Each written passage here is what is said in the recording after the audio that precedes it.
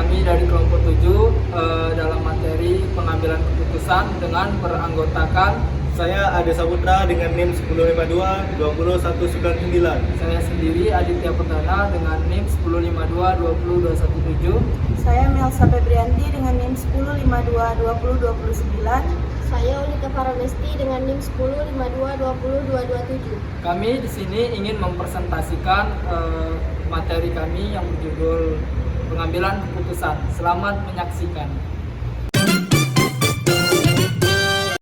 Teori pengambilan keputusan. Pengambilan keputusan merupakan suatu pemilihan alternatif dari beberapa alternatif secara etimologis untuk ditindaklanjuti atau digunakan sebagai suatu cara atau pemecahan masalah.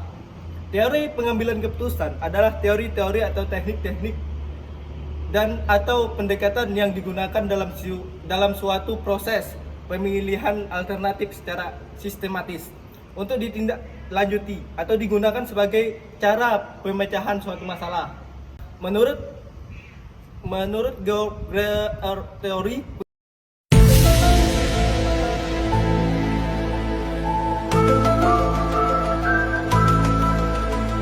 pengambilan keputusan adalah pemilihan alternatif dari perilaku, kelakuan, atau kelakuan tertentu dari dua atau lebih alternatif yang ada. Dua, menurut Sondang P. Siangian, pengambilan keputusan adalah suatu pendekatan sistematis terhadap hakikat alternatif yang dihadapi dan mengambil tindakan yang menurut perhitungan merupakan tindakan yang paling cepat. Yang ketiga lagi menurut James A.F. Stoll, pengambilan keputusan adalah proses yang digunakan untuk memilih suatu tindakan sebagai cara pemecahan masalah. Tahapan pengambilan keputusan. 1. Identifikasi masalah. Banyak organisasi atau perusahaan yang mengatur sistem komunikasi formal, sehingga masalah yang dilaporkan sejak awal, tetapi mau tidak mau sistem ini tidak selalu berhasil. Dalam praktiknya, banyak masalah yang muncul di tengah-tengah kegiatan atau pekerjaan. Karena itulah perlu mengidentifikasi masalah yang muncul. Selanjutnya, 2. Mengumpulkan informasi dan data yang relevan. Salah satu tahap pengambilan keputusan yang penting adalah mengumpulkan informasi dan data yang relevan. Tentunya semua data dan informasi dari pihak manapun bisa diambil, selama masih ada koreksinya dan tujuan yang telah ditentukan tadi. Informasi bisa dari internal maupun dari eksternal, stakeholder dan lainnya. Terima kasih. Selanjutnya tahap pengambilan keputusan. 3. Riset. Setelah mengidentifikasi dan menetapkan tujuan serta mengumpulkan data, langkah selanjutnya adalah melakukan riset untuk meneliti semua informasi yang masuk. Tentunya fokus kepada informasi yang berkorelasi penting terhadap tujuan yang ditemukan. Selanjutnya 4. Pertimbangkan semua fakta. Tahapan pengambilan keputusan harus berdasarkan pertimbangan dari fakta-fakta yang ada. Jangan pernah membuat keputusan berdasarkan asumsi atau hanya dengan mengira-ngira. Dan 5. Kurangi pilihan. Jika informasi yang masuk terlalu banyak, mulailah mengurangi pilihan yang membuang atau mengeliminasi pilihan yang beresiko paling tinggi. Jika perlu, buatlah daftar prioritas berdasarkan tingkat risiko yang akan muncul dari keputusan yang kita ambil. 6. Menghindari menganalisis terlalu lama.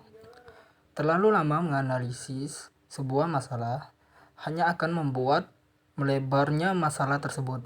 Jadi, jangan terlalu lama, juga jangan terlalu cepat dan gegabah dalam mengambil keputusan. 7. Evaluasi. Ketika keputusan telah diambil dan dijalankan, maka refleksikan keputusan tersebut. Lihatlah apakah telah sesuai dengan ekspektasi atau tidak. Jika tidak sesuai, maka segera evaluasi dan perbaiki. Hal ini akan menjadi pengalaman yang sangat berharga nantinya untuk sebuah decision making di kemudian hari. Berikut ialah materi tentang jenis-jenis pengambilan keputusan. Yang pertama yaitu keputusan rasional.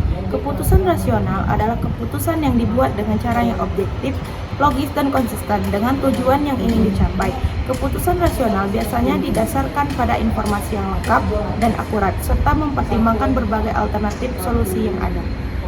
Dalam pengambilan keputusan rasional, terdapat beberapa langkah yang perlu dilakukan, yaitu 1. Mengidentifikasi masalah atau kesempatan, 2. Mengumpulkan informasi, 3. Mengidentifikasi alternatif, 4. Membuat keputusan. Yang kedua, pengambilan keputusan intuitif.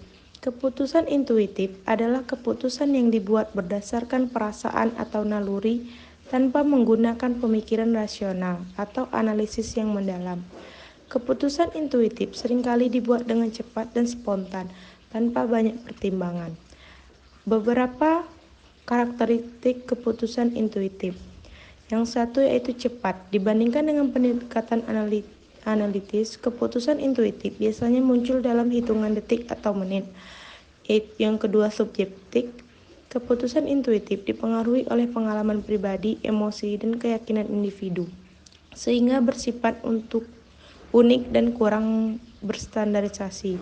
Yang ketiga, tidak disadari. Kita mungkin tidak sepenuhnya menyadari bagaimana pengalaman dan pengetahuan di masa lalu terintegrasi untuk membentuk firasat kita.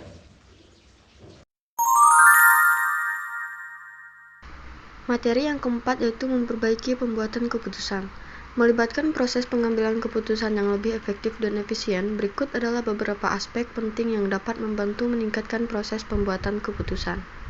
Yang pertama, definisi tujuan. Pastikan tujuan atau sasaran yang ingin dicapai sudah jelas dan pahami prioritas dan urgensi setiap tujuan. Yang kedua, pengumpulan informasi. Kumpulkan informasi yang relevan dan akurat terkait keputusan yang harus diambil dan identifikasi sumber informasi yang dapat dipercaya. Yang ketiga, ada analisis alternatif. Identifikasi berbagai opsi atau alternatif yang mungkin dan evaluasi pro dan kontra dari setiap alternatif. 4.